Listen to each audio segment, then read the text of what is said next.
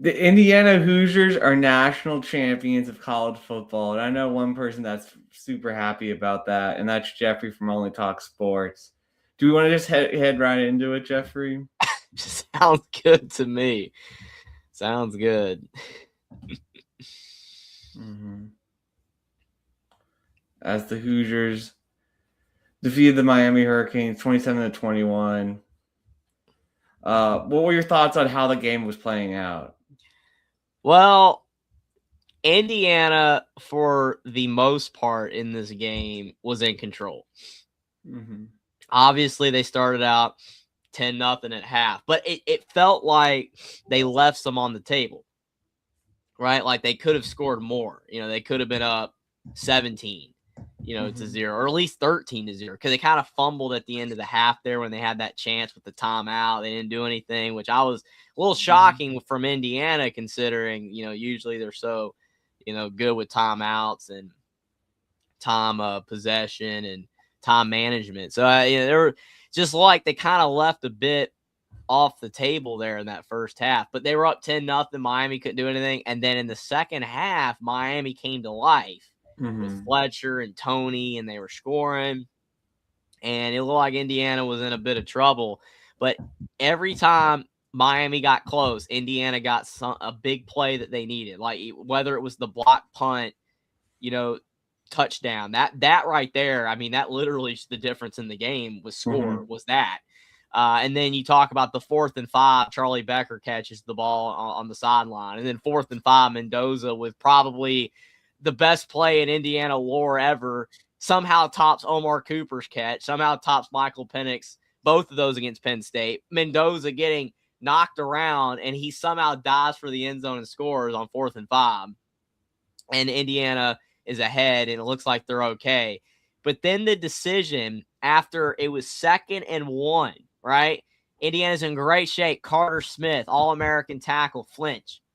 Indiana gets moved back. They don't do anything. It's 4th and 4. Are they going to go for it, try to steal the game? They kick a field goal. And I'm sitting there like, oh, no. Oh, no. They're only up 6. It's 27-21. Miami go down the field and do what they did against Ole Miss. And then Carson Becks. And he throws an INT to the Miami native, Jamari Sharp, who never got an offer from the Hurricanes, just like Mendoza. And Indiana seals the game. Now, all that being said, I just basically recapped all the highlights.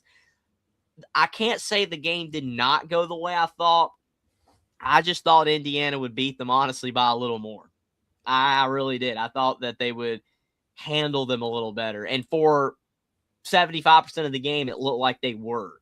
And then Miami came to life late in the third and made it a game and made it a very memorable national championship game. And a game that I think a lot of people enjoyed. I mean, where I'm at in North Carolina, tons of people watched it. And a lot of people were rooting for Indiana. I mean, you had some ACC people that were rooting for Miami, but a lot of people here were rooting for Indiana, saying it was a great story. And they watched it, and you saw the ticket prices. So it's not like the game didn't matter. So, I mean, it was a huge game. Obviously, I'm very glad Indiana won. If they had lost, it would have been a big letdown. After it wouldn't have taken away how great the season was, but at the same time, it's like, man, this was Indiana's best chance to win a national title. The fact that they were here, and you didn't have Georgia or Ohio State or Alabama or any of these teams, Texas, none of them, right? Like they're all gone. This was Indiana's year. And Cignetti, I think in the future is going to have more teams that can compete for a national championship, but I don't know if he's ever going to have a team like this again where they were the favorite to win the national championship. This was a one-of-a-kind season for a program like this to have. You think about now other programs are believing that they can do it, which is great for the sport, I think. For sure. But I completely agree. I don't know if other programs are going to be able to replicate what Cignetti did. I still think Cignetti is kind of a one-of-a-kind guy, even with the rule change. I'm not saying like you can't have more programs like, Rutgers or Boston College or, Iowa State or whatever. I mean, the problem, those aren't in the Big Ten. You know, the Big Ten has the money, and Indiana utilized the resources that they were given, and they made this work. Even though they didn't have the most talented roster, they made it work. But I still do think that Indiana's given other programs hope, but I don't know if it can be replicated like this. The way that Cignetti and Indiana did it, this still seems like a one-of-a-kind thing. I mean, they literally are the first new national champions since Florida. So crazy's been that long. It's like been 30 years. Yeah. He got Nick in years, Fort man. Wayne saying no chance IU makes the playoffs next year. Someone's not happy about IU winning. Well, I mean, the thing is that there's a chance they don't make the playoffs, but saying that there's no chance they make the playoffs after what they just did, I mean, you would need a LSU 2019 fall off, because it's so funny. Everybody keeps talking about, well, Indiana's not LSU 2019. They'll never be LSU 2019. For one thing, who cares? Number two, Indiana's a way better story. Yes, LSU had better players. Yes, LSU had one of the most stat rock. Great, good job. But what happened to you after that? What happened to you after that? You kind of sucked, and they've continued to suck. So hopefully, I would rather LSU take their little title of best team ever, and that's fine. Indiana can have their best story ever, and hopefully Indiana can continue to be good. I don't want an LSU like fall off. You know, I think with Cignetti staying, I think Haynes is coming back. Shanahan, you probably did see that Indiana is losing their strength and conditioning's coach. That kind of sucks. Yeah, it sucks. Derek Owings going to Tennessee. Strange, too, because Indiana was paying him $900,000 a year, and Tennessee's only paying him 1.2. I think Indiana could have matched that. I don't know why they didn't. Maybe they tried. Maybe it's like, okay, well, he wants to go. I don't know. I mean, I can't even say a better program at this point. I don't know. It's weird because Indiana's literally keeping everybody else, but for some reason they're losing their strength and conditioning's coach. Hopefully that won't affect them. Hopefully they'll get a good replacement. I'm obviously got to believe in Cignetti's track record, like how Saban was able to replace everybody. But yeah, it's going to be interesting, man. I don't know. Like Indiana, this I still like. Yeah, I like Indiana. You know, it's well documented. Everybody knows that I like Indiana and that I was rooting for them, and I've been a fan for years. But you know, as a Alabama fan growing up, watching loser teams get destroyed by Alabama and other big time programs my entire life, I just never would have thought in a million years that a program like Indiana could just do what Cignetti and this staff and these players just did. I can't even believe it. And I know NIL helped. I know the Big Ten media money and all that stuff. I know, but it's still unbelievable. It's 4. Right. Trying to figure out what the preseason odds were. Plus 10,000 for IU. So if you got that, you're feeling pretty good. Oh yeah. I mean, and there were some people that made that bet because like they got screenshots of it and they got serious money. I mean, usually making that deep, you know, of like down the list of a bet, it never pans. Like, again, that's how wild Indiana's story is. You know, it's unreal. I appreciate it, Troy V. I mean, I am so happy for Indiana fans, and I'm happy for programs that suck that, again, they at least believe that it can be done. Because before this team, I mean, yeah, you had TCU, you know, 2022 or whatever year. Yeah, 2022. I mean, you had Cincinnati. You know, I know like teams have made runs, but there was never a time where we were like, yeah, one of those teams could win it all. Like Indiana was the first to break through, and it's like not only could they win it all, they did. They actually did, because there's a big difference with, oh, wow, you made the playoffs, or, oh, wow, you were in the top 10 all year, and this. I mean, when Indiana beat Ohio State, you know, like, people started to believe. But then when they crushed Alabama, it's like, and then they crushed Oregon. And honestly, I don't think they played very good in this game. They didn't make any mistakes. Like, they didn't turn it over, which is still unbelievable that Indiana did not fumble the football since the Old Dominion game. They didn't fumble the football in 15 straight games. Like, they were such a clean, disciplined team. They didn't make errors. Like, the only time they made a mistake is if, like, they went for it on fourth down and get it, which was actually rare too.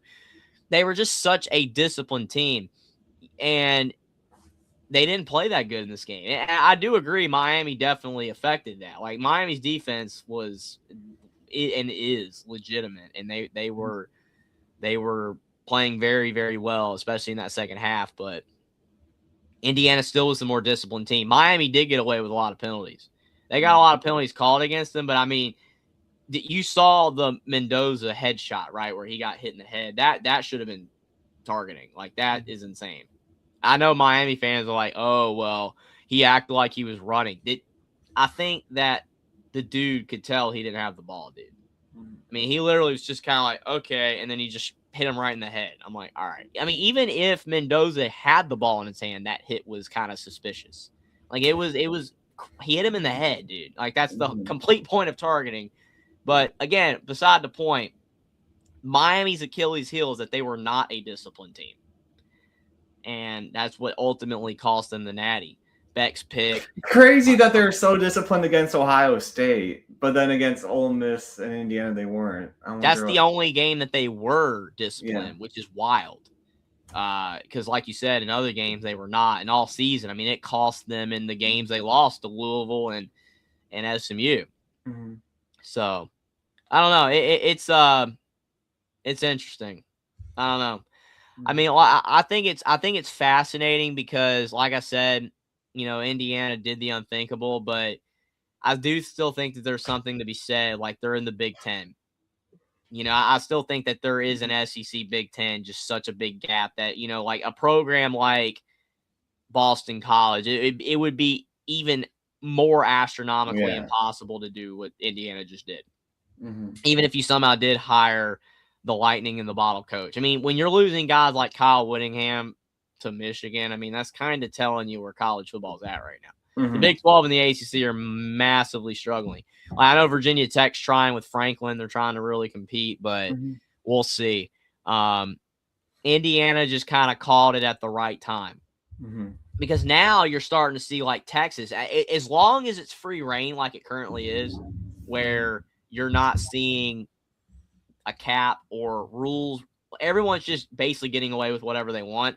Look what Texas just did. Yeah. Texas just completely loaded the – Texas has their goal is to win it all next year. That's literally – they want to win it all. And 2027, this upcoming season that Jackson is already counting down, 228, however many days left. We'll have the countdown from Jackson all off season. We love that. But literally though, Texas's intent is to win it all. They know, like, this is Arch's last year of college. And they loaded up with Coleman and Brown and Smothers and whoever else they've got. They want to win it all. And see, this year was strange because none of the returning teams Georgia, Stockton was kind of a question mark, right? We didn't know how, and he proved to be pretty good. Yeah, he's good. Georgia just never got there. They got close, but they never got there. Ohio State was saying he was young, and outside of Smith, they had good players, but they weren't dynamic enough. Mm-hmm. And then you think about Bama. Bama was terrible at times. And you just go down the line. Texas sucked for the vast majority of the season and tried to make a push. LSU, Penn State, Texas. LSU, Penn State, Clemson, Texas, all these teams were not good. It opened up for Cignetti and Indiana. It opened up. I don't know. Like I'm saying all this to say that I don't know if it can be replicated even from Indiana. I think if Cignetti keeps having the fire he has and the commitment, the daily commitment, like he again, I said it all year. He was the most locked in coach this year. He wanted to win it all. The team wanted to win it all. That's hard to replicate. That's going to even be hard to replicate for Cignetti. But future years, if this stuff's unchecked, you're going to see Texas have these loaded rosters. They already do, but Texas just did just unthinkable. Like, they've loaded up their roster. It is insane. They still might lose. I mean, if they do lose, it'd be hilarious to me. It'd be hilarious if somehow they lost 3 games with that roster. But I don't know. I mean, it's going to be interesting. I mean, like, where's Notre Dame's at? Where are they at? You know, like, what's their ceiling? Because they got a trash schedule next year. You know, realistically, they should, you know, make the playoffs, but you lose a game or two somehow and they're done again. It's just, it's going to be interesting. And then you've got the 16-team playoff talk. Is that going to happen? Probably not, but they'll see. Probably not this year, but the year at next year. Probably. Yeah. That's what it's probably going to be. So it's just a lot of wild stuff. It was a perfect storm for Indiana. Honestly, I think Curt Cignetti getting hired at Indiana when he did was one of the most perfect timing hires in the history of college football. Like, they struck lightning in a bottle with a guy that no one wanted, no one gave any consideration. He's clearly one of the best coaches in the country, and he was able to have this window of success at Indiana when other top programs were kind of down. And we'll see if that continues, where these other top programs are down. Maybe Bama will still be down, but I don't think Texas and Ohio State, these teams are not going to stay down. And they weren't even – Ohio State wasn't down this past year. It's not like they were bad at all. So it's just interesting. I'm going to be very intrigued to see Indiana's future, to see if they're going to continue to be a contender or if this was just a great 2-year stretch. I think at worst, Indiana's still going to be nationally relevant with Cignetti. I think they're going to be nationally relevant, but I don't know if they'll have a team like this again. I don't know. All right. Well, let's take a look at what other teams are doing. Gosh darn it, I lost my spot again. We got Dave Valensky coming in with a $1.99 super chat. Appreciate that, Dave Valensky. He says, undisciplined football is Miami's culture, and that is why they are called convicts. And Michael Irvin was sad. And a lot of other characters for Miami across the space were sad as well. Ed Reed with the hat, the funny hat.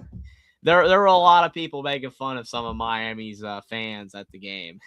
I'll leave it at that. I'll try to keep it as kid-friendly as possible for people, even though that's not our audience. And when we bring on callers, it gets crazy. But still, there was some very sad Miami fans all across the landscape and of all different, various just people. Just it was kind of funny. I mean, I felt bad for some of the Miami people I like Traveling Fools and Coop, but still I'm so glad IU won. We can take a look at the way too early as I continue scrolling. We can look at the way too early top 25 right now. Sounds good. Way too early top 25. The poll or the ranking that means nothing at all. And as Indiana number 1. Yeah, which is interesting because I don't know if you've seen other top 25 polls, but I've seen Indiana as far down as like 8. Like, I've seen them all the way down to like 8. Like, some people are like, oh, well, Indiana's going to take a big step back. Obviously, we're in this portal age. We saw Florida State, Travis, all those guys hit, right? And then the next year they sucked. So with DJU and then Castellanos, they weren't good this year. So it hinges on Hoover. Because think about it. They lost Mendoza's brother, which I hate that. I really wish he hadn't transferred out. I'm not surprised. And there is a chance that somehow he transfers back. Like, you think Hoover, maybe if Hoover has a really good year, Mendoza has a good year at Georgia Tech, Alberto could transfer back to Indiana. We've seen that actually with Indiana.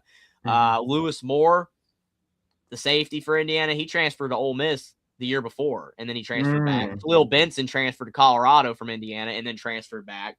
So that's not uncommon with Cignetti. There's a shot like Cignetti's like, keep us in mind. 2027, you have a good year, I'll be looking. So not impossible, but definitely this ranking of number 1 for Indiana by ESPN, not other polls, some have them as low as 8th or 5th, is whether Hoover can replicate at least Curtis Rourke level. Yeah. If he's at least Curtis Rourke level, Indiana's going to be good. But if he's Mendoza level, which that's hard to do, then Indiana could be this good. Because I mean, obviously Nick Marsh is big. That's Yeah. really good. I think Turbo Richard, he kind of fits the Hemby.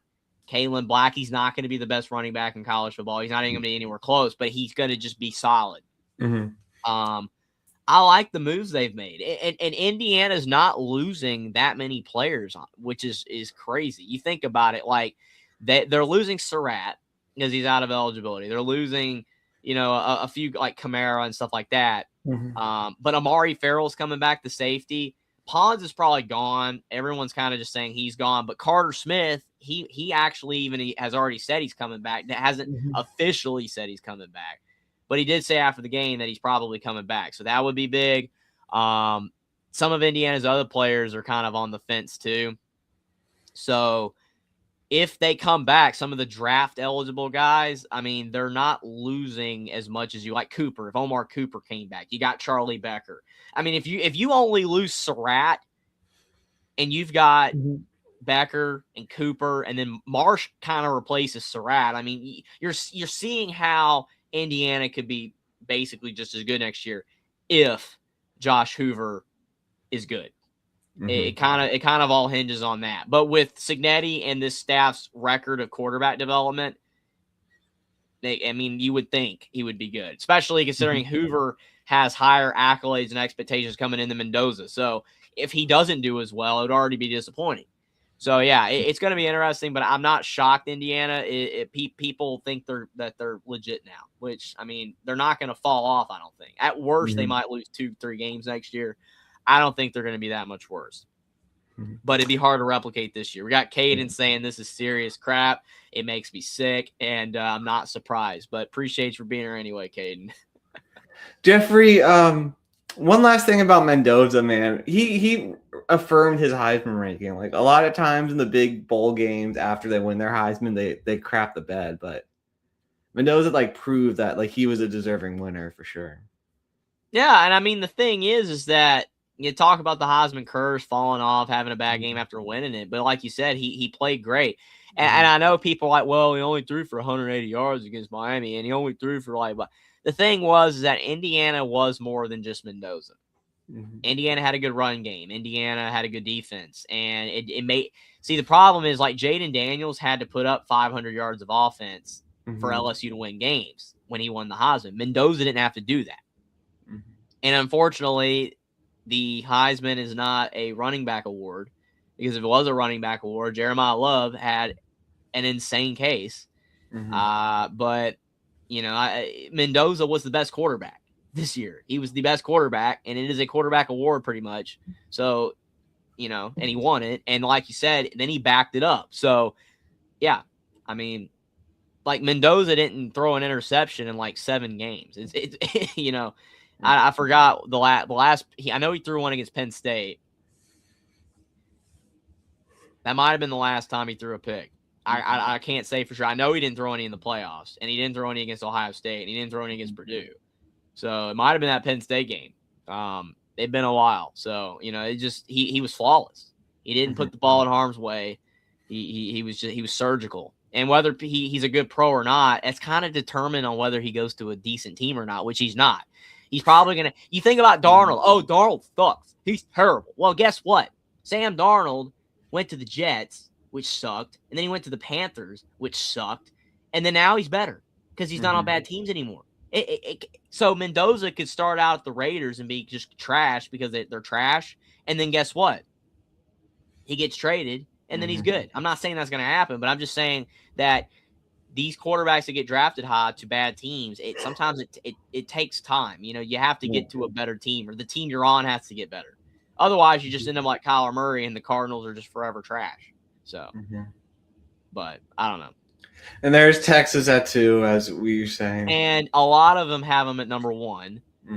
ESPN shockingly has Indiana number 1, but a lot of other polls have Texas 1, and I'm not surprised because of who they paid to get, who they spent a lot of money to get. I mean, the fact that they got both Smothers and Brown, if Texas does not have one of the best rushing offenses next year, then there is a problem. Like, unless, God forbid, because no, you don't want any injuries, but unless, God forbid, both of them get hurt, there is no reason on the planet they shouldn't be dominant on the ground because they're both great.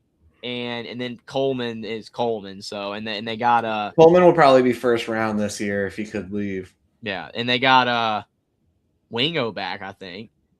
So, I mean, yeah, like they've got that. If Texas loses more than once next year, there's a problem. Yeah, like absolutely a problem. And Sarkisian is going to be on fire. So this is the downside to spending all your big bucks to get this type of team, because if you do people will laugh if you're bad. People will laugh. Like Cignetti could lose 3 games and it's okay. It's like, well, you know what? He had to come back down to earth eventually. If Texas loses 3 games next year, Sark's gone. That's how much they've spent. So good luck, Sarkisian. You better win. You better win with that. Oh, man. There's Notre Dame at 3.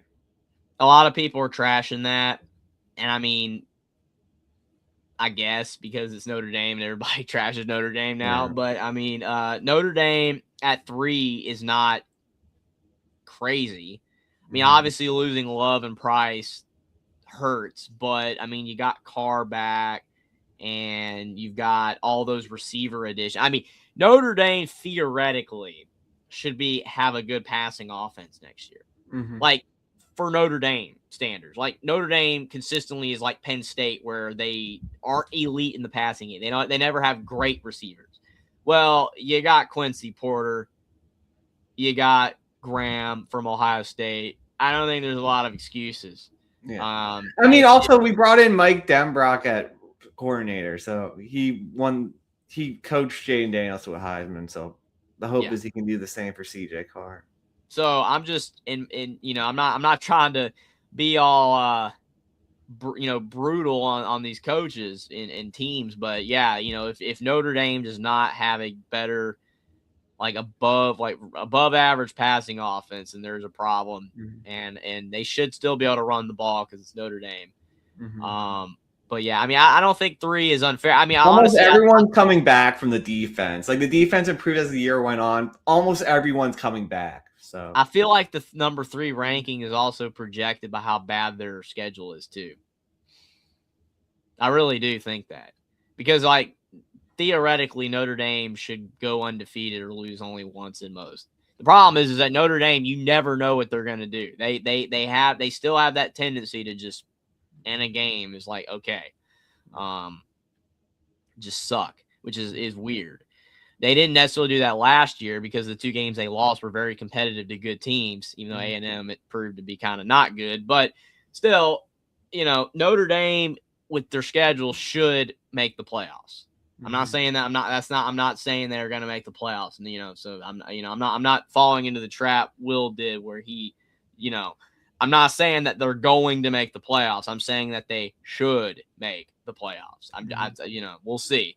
We got Dave Valensky coming in with a $9.99 super chat. Appreciate that, Dave Valensky. Says, so who do you think will be the next Indiana? This making me laugh because everyone wants this to happen now.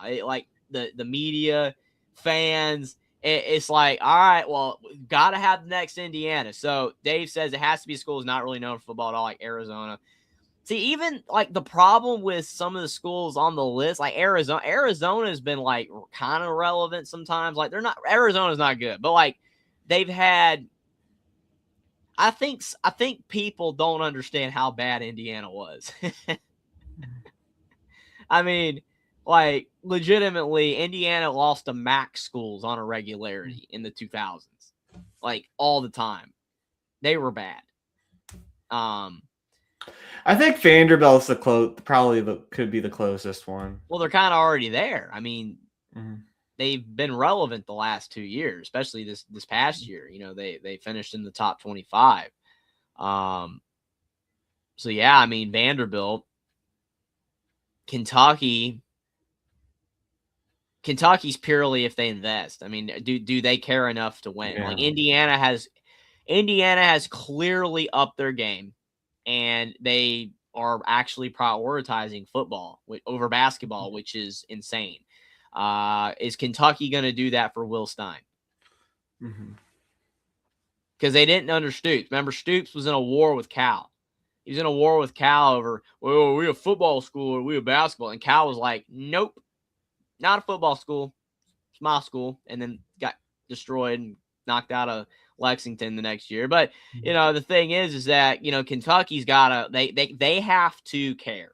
The fans and the alumni and the donors got to be like, we want to win in football. The problem is that the SEC at the top, the Big Ten has schools up here, but like Texas, like Kentucky can't even get close to Texas ever in financial spending.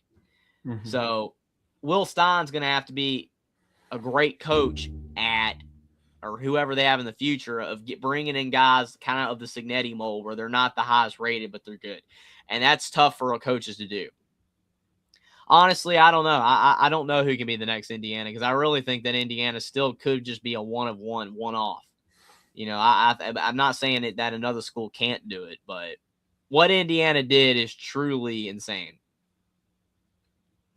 But yeah, I mean, closing on the Fighting Irish, elite roster. I mean, there's no holes on this roster. I'm still worried about the O-line in big games. I just don't. Rudolph's not the best O-line coach, in my opinion. So that's the one thing that scares me. But, I mean, there's talent everywhere. So, got to get it done this year. Hopefully go 12-0 and beat Miami. Be a big game. Georgia at 4. I mean, this is just kind of like, it's Georgia. Yeah. I don't know. Like,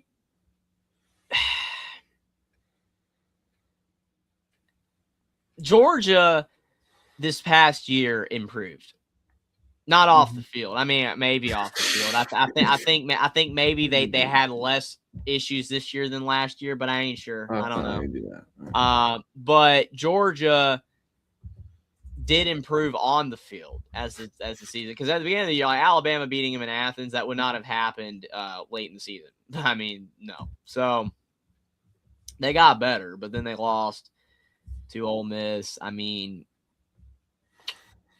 I don't know. I mean, I don't think the ranking's unfair. It's Georgia, it's Kirby, but I don't really. Are people that high on Georgia next year?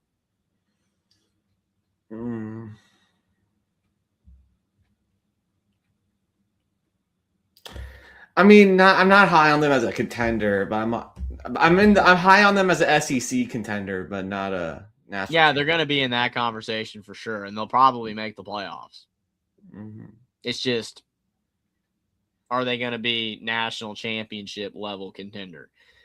So, no, I'm not saying they're not going to make the playoffs. I'm just saying, like, I don't think people are that high on Georgia. Like what I mean is, like, compared to when Georgia won back-to-back. I still feel like Georgia is kind of, they've declined from that level.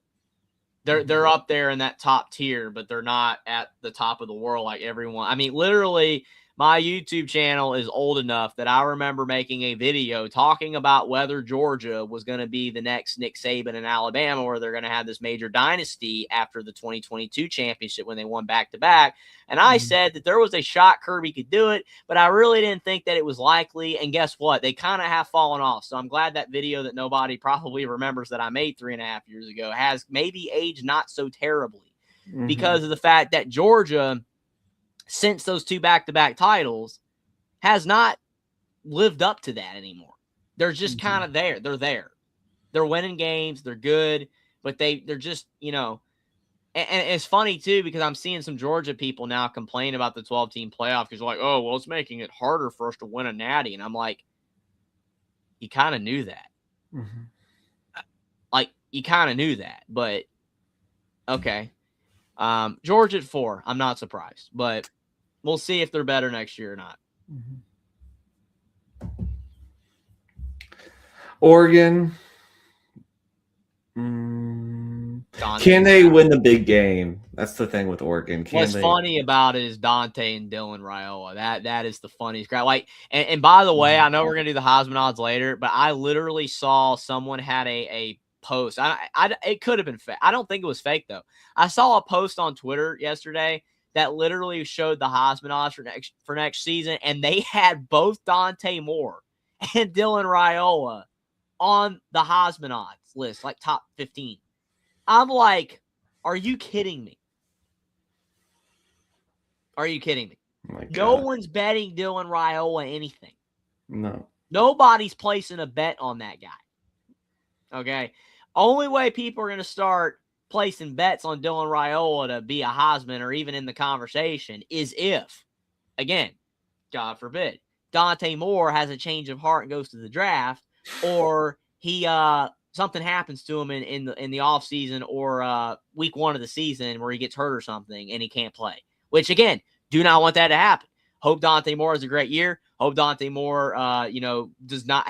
I hope Dante Moore did not screw up by not going to the pros, because I think he did. But we'll see. But the fact that currently somebody out there has a top 15 list where both Dylan Raiola and Dante Moore are favorites to win the Heisman is one of the dumbest things I have ever seen in my life. Mm-hmm. Yeah, people aren't smart. People aren't smart.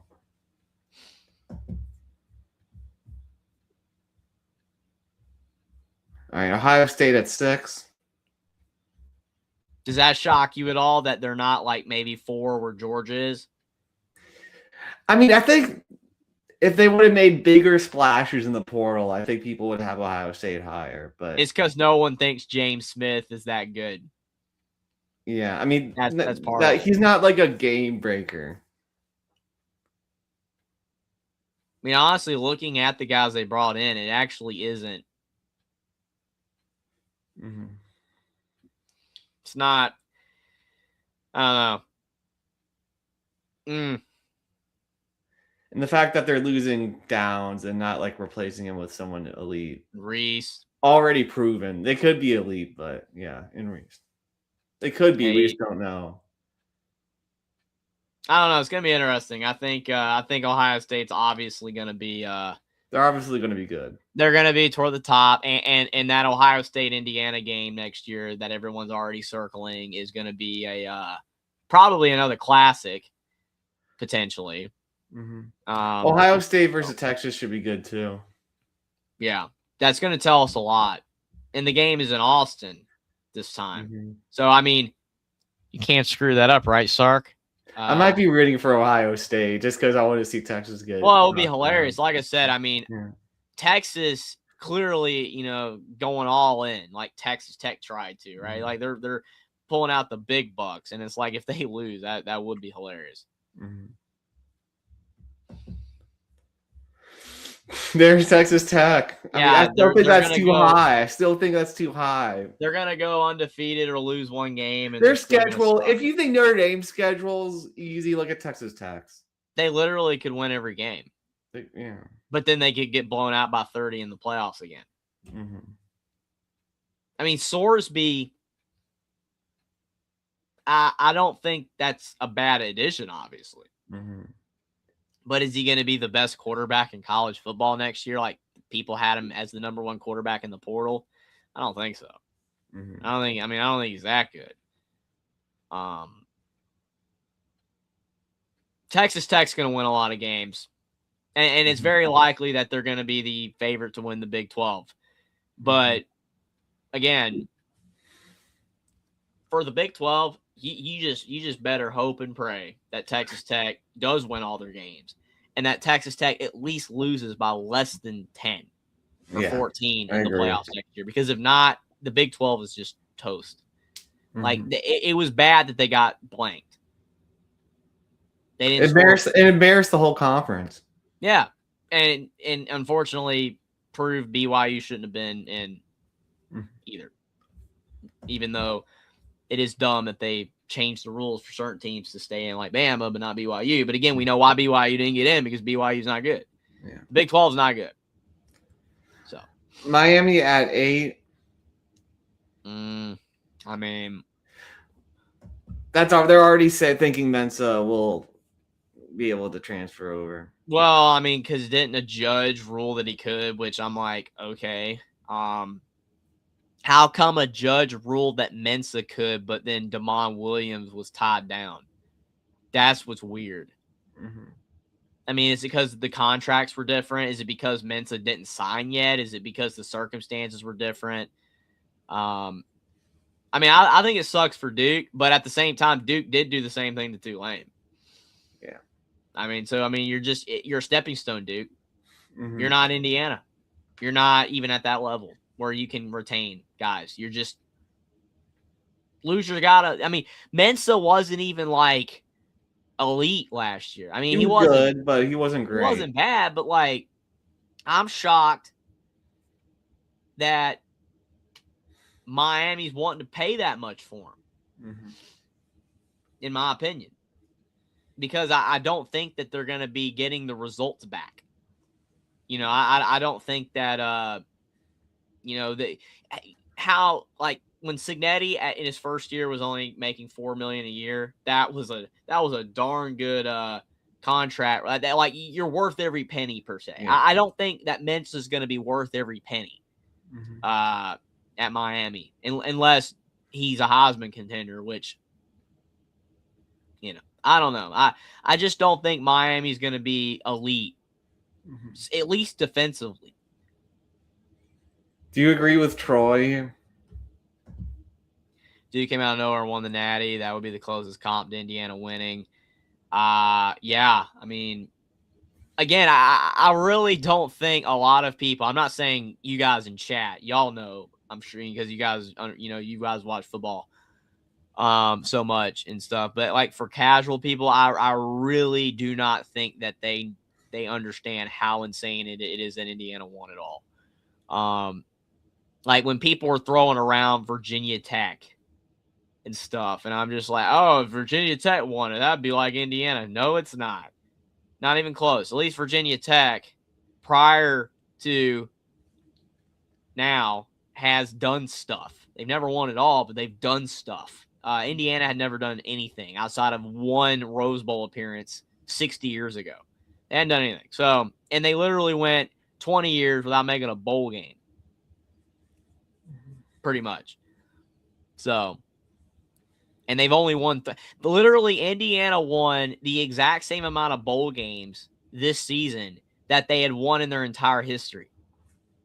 Indiana had 3 bowl wins all time before this year, and they won 3. So Indiana matched their bowl win total this season. There's no other program out there that you can talk about that is at that level of bad. I'm sure Duke's won more than 3 bowl games. But yeah, Duke would be close. Yeah, I'm gonna look that up. Washington State winning would be close too. Yeah, but they're fading hard. But if they're able to do it. Yeah, I know. Yeah, like to your point, absolutely it would be. They just unfortunately it's just not. They're not good right now. Ole Miss ranked higher than LSU is interesting. Duke has won 9 bowl games, so they had won triple the bowl games. That Indiana had won historically. Indiana had 3 bowl wins. I mean, before Indiana beat Alabama this year in the Rose Bowl, they had not won a bowl game since 1991. Again, the level of suckage from Indiana is just insane. And then to do this, Northwestern would be similar too, but Pat Fitzgerald won 6 bowl games at Northwestern. It's like Indiana was that bad. So, yeah, we need Mary Mack to win it all. We need Mary Mack. I would support Mary Mack winning it all. Transfer them to the FBS and let them win it all. That would okay. We need UMass though. Yeah, Ole Miss though, you've got them at 9, and they're higher than LSU, like you said. I mean, I think they need Chambliss to get the extra year. They need Chambliss to get the extra year. Then A&M at 10. Does anybody care? BYU. Oklahoma. Now we're just kind of getting to the whatevers, man. Yeah, let's see where Bama's at. USC. I think they're at like 17, but I ain't sure. Louisville. It's a little high. There's LSU. I mean, I'm not shocked they're ranked. I mean, but Iowa. SMU. wow. Okay, I saw another one where Alabama was 17. Michigan.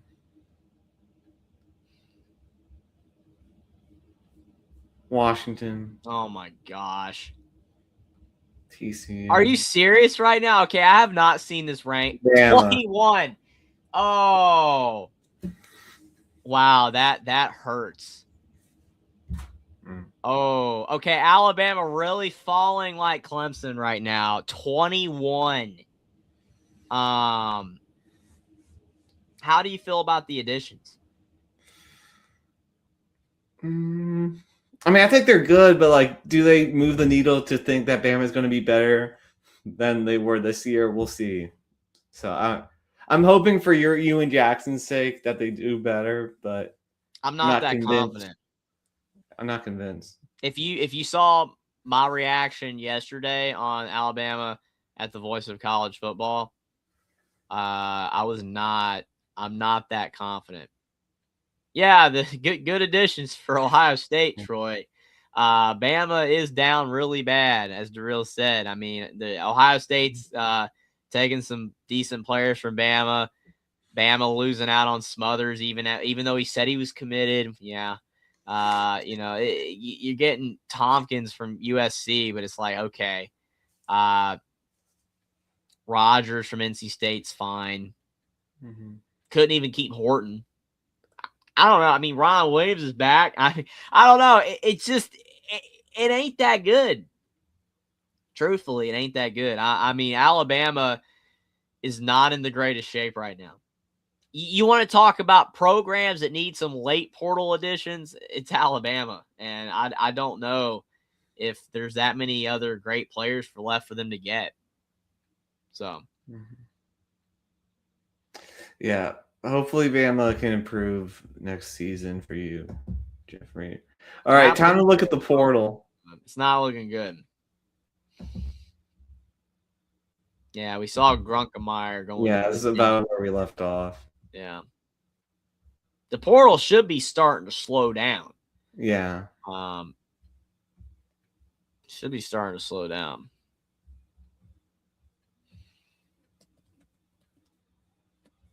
Brandon Hillman going to UVA. I think we talked about that. So scroll up.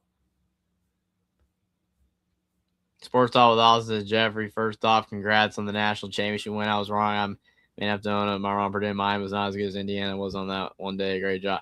I appreciate it, Austin. I mean, it was a great game in Miami. I mean, credit to them for playing one heck of a game and having a great season at the end. But I mean, Indiana, it was one of the best stories I've ever seen in history of sports in my life. It was incredible. I'm glad they won. And Miami in the ACC was definitely a great representation for sure.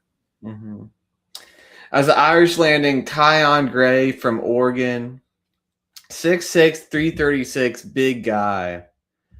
As the Irish have stocked up on D linemen. Did he play much at Oregon? I'm reading. He's a 2-down lineman, so like not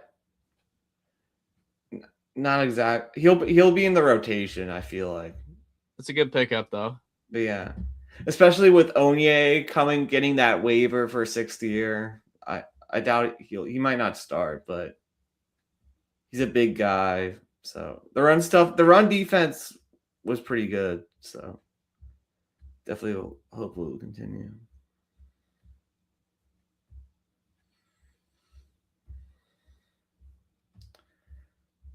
Let's see.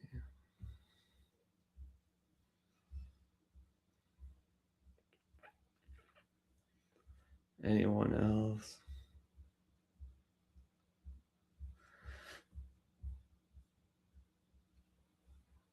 So many players are not going to get picked up. Yeah. Which is sad. I mean, they know the risk. Cam Calhoun, did he play much for Bama? I don't believe so. Mm-hmm. I do not believe so at all. Trojan fight coming in at Will. Mm-hmm.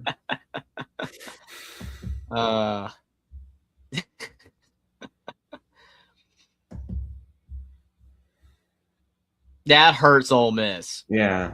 I mean, that. Yeah, he was good, Umali Allen. Don't blame him, but that's why.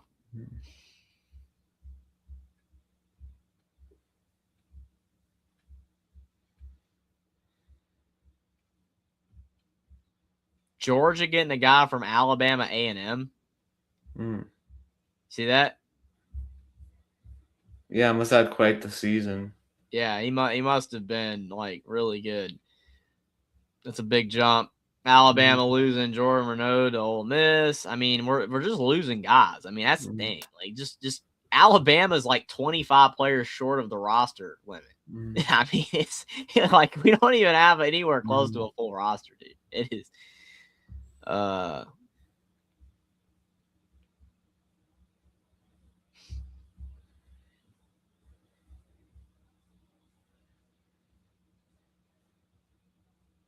I saw one way too early poll that had Alabama at like 12th, but ESPN having them at 21 is crazy.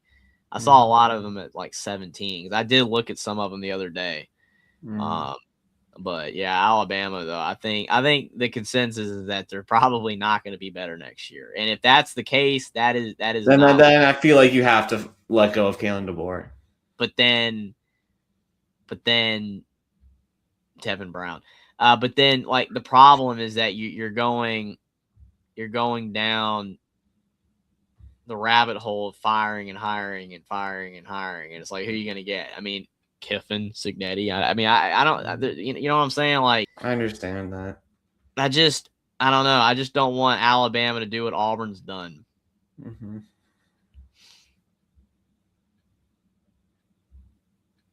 I don't disagree. Richardson, good luck to him, man. He didn't play much. Yeah. I believe he was only a true freshman last year, so. Mensa, of course. Talked about him. It's a mess.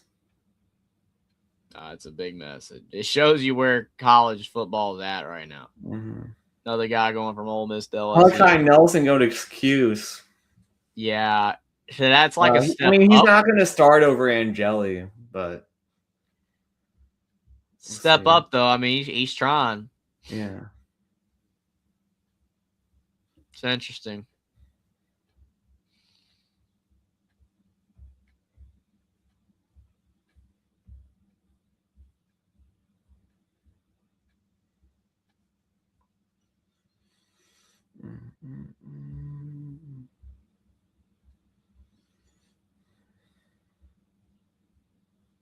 Probably the kicker next year for Miami. Yeah, probably.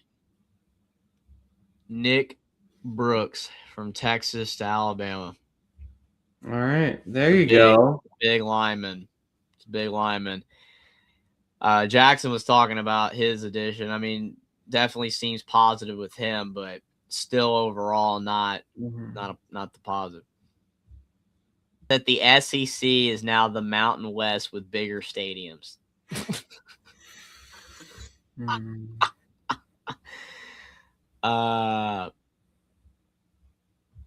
Yeah, I got nothing to say on that. We're getting closer. Ole Miss to LSU. Ole Miss to LSU. Yeah. Lane just stealing them all.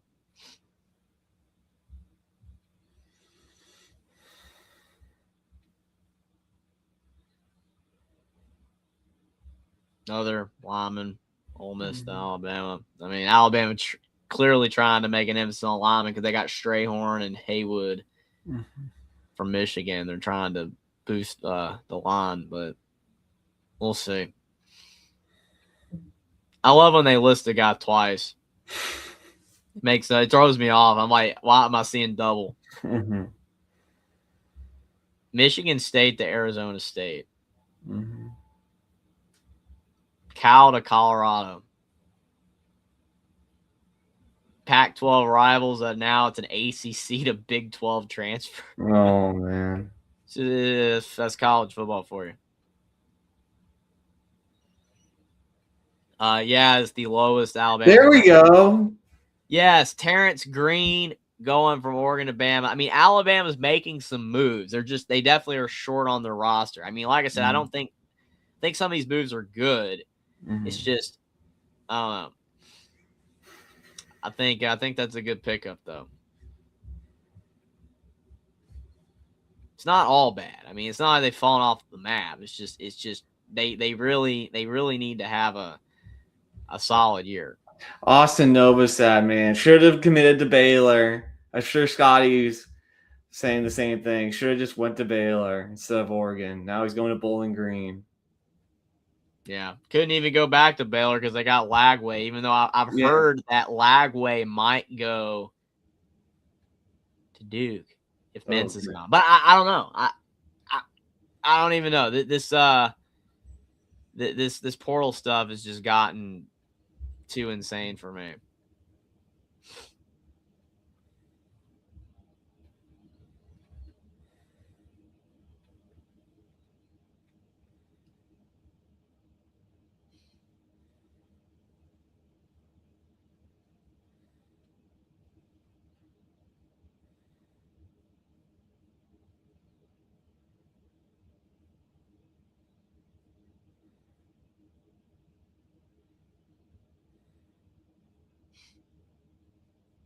See. Dylan Edwards going to Kansas State to Kansas. Oh man. Yeah, that sums up college football right there. Mm-hmm. Bama getting an edge guy from South Carolina. Sports Talk with Austin says, I think Bama fans need to settle down. Bama will go 9-3 or 10-2 in 2026, and it will be fine. Try telling that to Bama fans, though. Mm-hmm. That's the I think problem. we already talked about Lagway. Yeah, we did. Bean says he sees 4 or 5 losses for Bama. See, you're trending toward Clemson. Jaden Davis, man. Oh, Michigan fans are saying, "Oh yeah, Jaden Davis. He's going to be better than CJ Carr." I'm glad Isn't that Eastern Tennessee State? Yeah. Oh, I remember that. That's a fall. Mm-hmm. That is a major fall. Mm-hmm.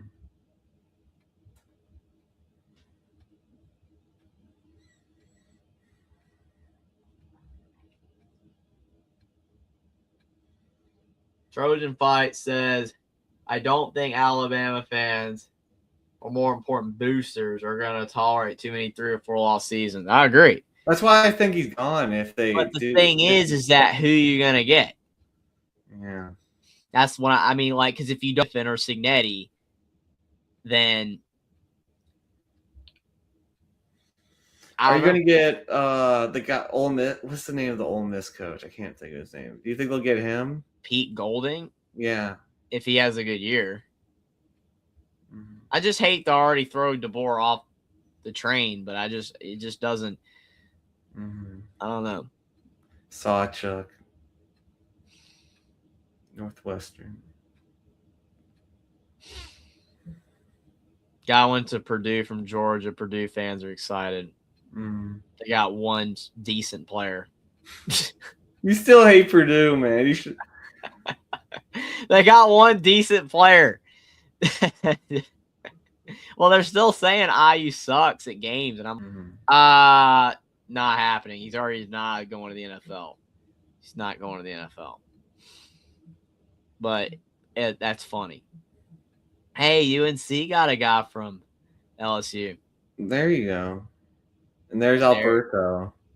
We already discussed that. I mean, Georgia Tech needed someone like it. They did. I mean, he kind of fits the Haynes King model. He can run, he can pass. I just hope that I would like to see him come back if if he does well. But you never know. If he has a good career at Georgia Tech, I'll be happy for him. Emory Williams, I remember when he got some playing time. When TVD, I think it was, got hurt. So ECU starter.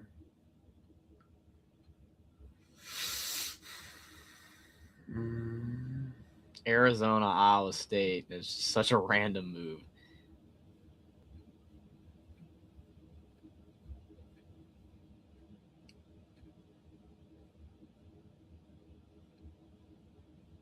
Backups for Indiana. There's gonna be more names, I'm sure, but Mississippi State to Bama. Yeah. You notice the all tackle. Like Alabama's going all in on the offensive line. They clearly want to protect whoever's the quarterback. I mean, I'm assuming it's going to be Russell, but everybody's giving Mac a chance, so we'll see. All right, here's the Heisman list, and then we'll get to NFL.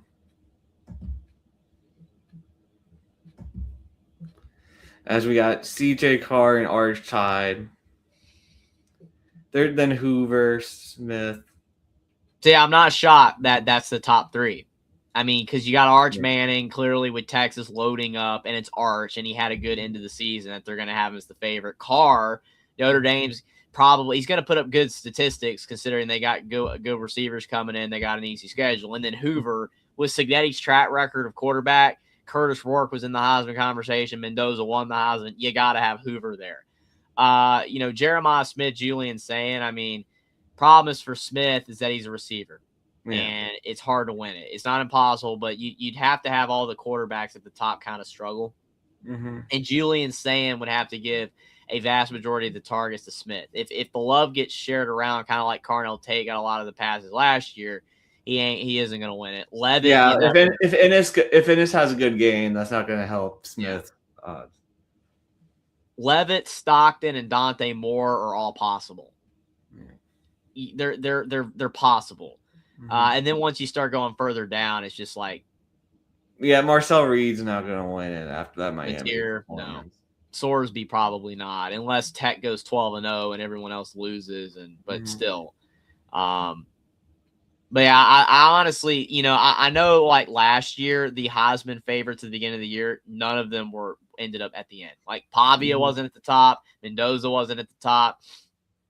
I don't think Jeremiah Love was at the top of the preseason. And saying was kind of a wild card, but I feel like that top few there, like legitimately could be the contenders next year. That seems more plausible. I mean, anything can happen. Carr could suck, Hoover could suck, Manning could bust again, but I think that this is a more probable like Heisman, odds here than what we had last year in the preseason. And here we go. Got the NFL Final Four. I think these were the four best teams in heading into the playoffs, so it's kind of nice to see it work out that way. Yeah. In a way, yeah. I mean, yeah, I don't disagree with that. I mean, that's pretty fair. The Broncos are cooked. Yeah, I mean, like it would be. You want to talk about insane story? Like it still wouldn't be as crazy as Indiana, but I mean, it would be like Nick Foles winning the Super Bowl. Yeah, if the Broncos won it all, that would just Stidham. Man, they should get Phillip Rivers for real though. Like just get Phillip Rivers. I'm sorry, but I mean, with that offensive line, I mean, Philly Rivers could cook. Well, I mean, like if he wants to come out of retirement again after he's just played, like I don't know, it would be a great story. But I mean, clearly, it doesn't like that's going to happen. But I would like to see that. But if it's Stidham and it's nothing against Stidham, the Broncos are probably going to lose. I'm going to pick the Patriots, assuming Stidham's the quarterback. Yeah. I'm gonna pick the Patriots to win. Which it will, yeah. 28 to probably 14. And then Seahawks, Rams. I mean, I feel like the Seahawks right now would be my Super Bowl pick as being one from us. They're just playing the best football right now. I'll pick the Seahawks. Even, I mean, they can ride 31-21. But it should be a great game, though. I mean, they need Darnold interceptions. That's what the Rams are going to need. Because they got the first time when they played in LA, Darnold threw 4. And they won. So that's true. I mean, he has had a lot of picks this year, but if he doesn't turn it over, that really feels like the only Achilles heel they have. If Darnold does not turn it over, the Seahawks are playing better than everyone else. Yes, that's our pick. I mean,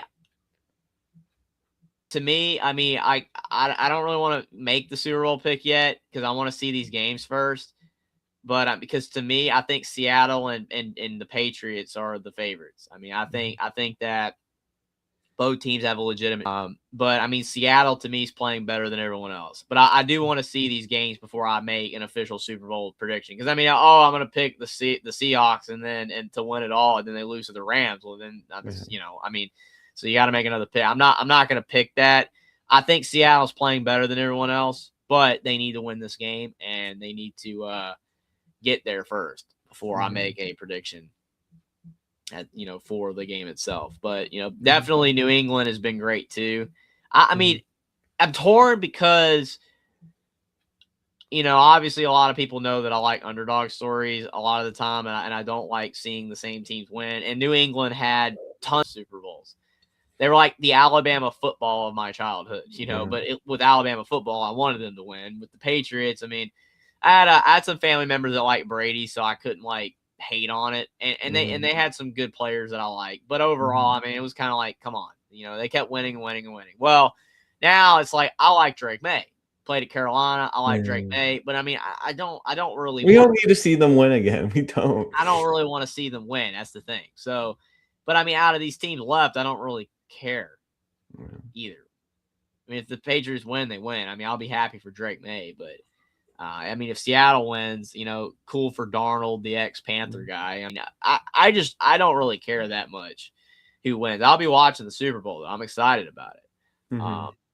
But yeah, if the Patriots do win, yeah, you do feel like you got a dual dynasty, because I mean, May's young, and I mean they could start another one, but we'll see. Definitely, though. I mean, we're both McDonald's done a great job with the defense, and he hired the right guy with Clint Kubiak after missing last season. Yeah, he's done a good job. Grubb did not work. Yeah, Grubb, that was his name. Yeah, and it's not really working at Bama either. All right. Well, this was Jeffrey's celebration show. So happy. So IU got their national title.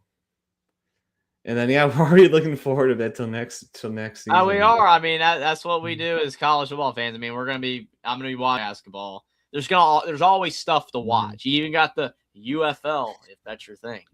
Dayton lost to LaSalle, man. Ooh, definitely A10. But, but college basketball, I always watch that. So, I don't know if I'll have streams or not. It depends on my schedule and time and everything. But I'm sorry. Shrewsbury, I want to give him a shot, but I think he's done. He gotta cut it. You gotta cut it loose, man. Yeah. They're probably going to give him one more year. They're going to give him one more year, I bet. But yeah, Notre Dame basketball is not doing good. I mean, at least I can't say at least you're not Indiana, because I think Notre Dame's doing just as bad. But Indiana basketball sucks. They're horrible. At least Carolina and Alabama are doing pretty good this year. I mean, VCU's doing all right, my alma mater, but I think we got a massive coach downgrade. Martelli hasn't. He's done things I don't like with their game plan. Yeah, Odom's killing it with UVA. Yeah, so and the other guy, the Penn State dude. Yeah, Mike Rowe. I think I mean, Penn State just doesn't care about basketball if they don't fire him after this year. Yeah. Well, I mean, honestly, when he took that job, I'm like, dude, you should have just stayed at VCU. I mean, I know you get paid more at Penn State, but it's like they haven't done anything since Lamar Stevens. Mm-hmm. Like Lamar Stevens that year, they were like, they were all right, but I bet nobody in chat remembers Lamar Stevens outside of Darrell. Maybe Austin, but it literally Penn State just not relevant, man. They're not relevant at all. But yeah, Notre Dame struggling. Indiana, not Michael say it'd be crazy if Purdue. But it's funny too because people said Indiana was cursed, right? Like with Halliburton and all the injuries Indiana has, like teams have had. It's like Indiana football suffered some injuries. I mean, you remember Daly. I mean, think about that. Like Indiana, the freak injuries, you had Daly getting hurt with the celebration, the defensive lineman, and other stuff. And Indiana still won. I don't know. Celebration stream. I cannot believe we're talking about Indiana as national champions. It's still surreal to me. And probably 50 years from now, we'll still be talking about this team. So, it's one for the record books. It's one for the ages. I'm sure I'll see Alabama hopefully get back to the top eventually. But I've seen Alabama win so many titles, spoiled in that department, but getting to see a program like Indiana do that, it's amazing. And I'm glad for them and their fans. It was a great season. And like you said, already looking forward to next year and hoping Alabama's better than the 21st team. Hopefully they're better than the 21st team next year. Mm-hmm. All right. Well, thanks everyone for coming. Yeah, I know. I think. And oh boy. Yeah, the chat's just gonna be. I did not say that. I did not. That is the total Austin fabrication on that one. All right. Thanks, everyone. Appreciate it, everybody. We'll be live again soon, I'm sure. You guys have a great night, and the Hoosiers are national champions.